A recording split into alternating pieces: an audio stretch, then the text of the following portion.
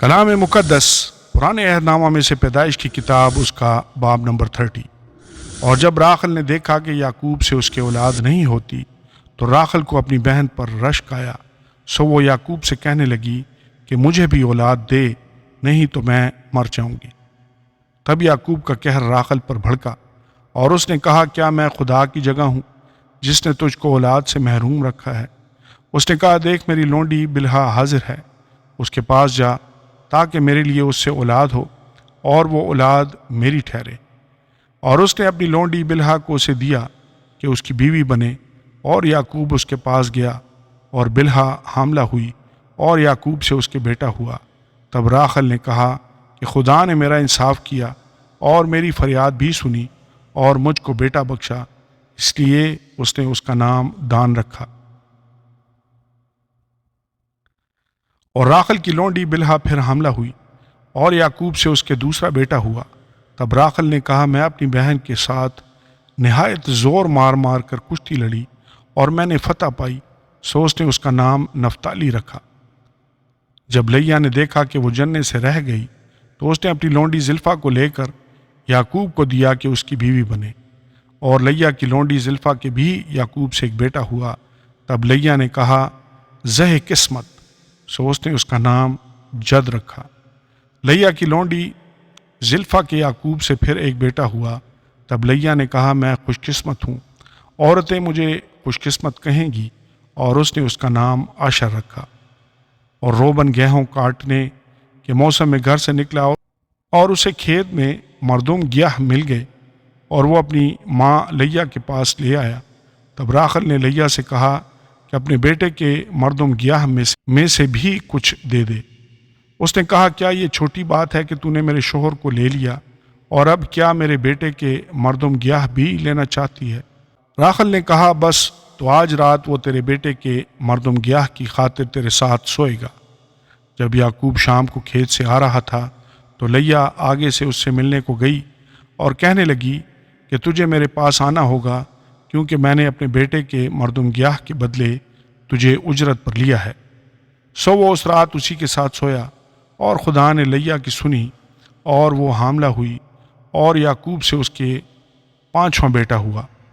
تب لیا نے کہا، خدا نے میری اجرت مجھے دی، کیونکہ میں نے اپنے شوہر کو اپنی لونڈی دی، اور اس نے اس کا نام اشکار رکھا۔ اور لیا پھر حاملہ ہوئی اور یعقوب سے اس کے 6واں بیٹا ہوا۔ تب لیا نے کہا کہ خدا نے اچھا مہر مجھے بخشا، اب میرا شوہر میرے ساتھ رہے گا، کیونکہ میرے اس سے 6 بیٹے ہو چکے ہیں۔ سو اس نے اس کا نام زبولون رکھا۔ اس کے بعد اس کی ایک بیٹی ہوئی اور اس نے اس کا نام دینا رکھا۔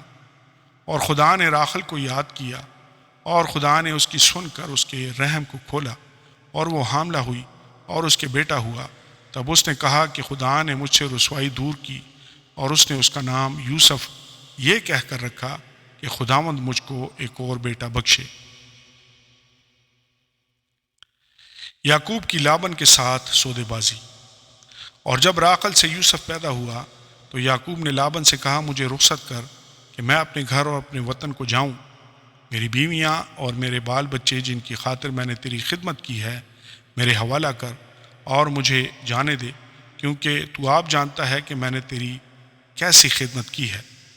تب لابن نے اسے کہا، اگر مجھ پر تیرے کرم کی نظر ہے تو یہیں رہ، کیونکہ میں جان گیا ہوں کہ خداوند نے تیرے سبب سے مجھ کو برکت بخشی ہے، اور یہ بھی کہا کہ مجھ سے تو اپنی اجرت ٹھہرا لے اور میں تجھے دیا کروں گا۔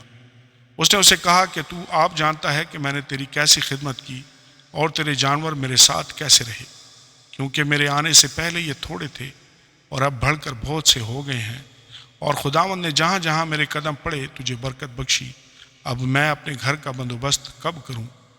اس نے کہا، تجھے میں کیا دوں؟ یعقوب نے کہا، تو مجھے کچھ نہ دینا، پر اگر تو میرے لیے ایک کام کر دے تو میں تیری بھیڑ بکریوں کو پھر چراؤں گا اور ان کی نگہبانی کروں گا۔ میں آج تیری سب بھیڑ بکریوں میں چکر لگاؤں گا، اور جتنی بھیڑیں چتلی اور ابلک اور کالی ہوں، اور جتنی بکریاں ابلک اور چتلی ہوں، ان سب کو الگ الگ ایک طرف کر دوں گا، انہی کو میں اپنی اجرت ٹھہراتا ہوں۔ اور آئندہ جب کبھی میری اجرت کا حساب تیرے سامنے ہو تو میری صداقت آپ میری طرف سے اس طرح بول اٹھے گی کہ جو بکریاں چتلی اور ابلک نہیں اور جو بھیڑیں کالی نہیں، اگر وہ میرے پاس ہوں تو چرائی ہوئی سمجھی جائیں گی۔ لابن نے کہا میں راضی ہوں، جو تو کہے وہی صحیح۔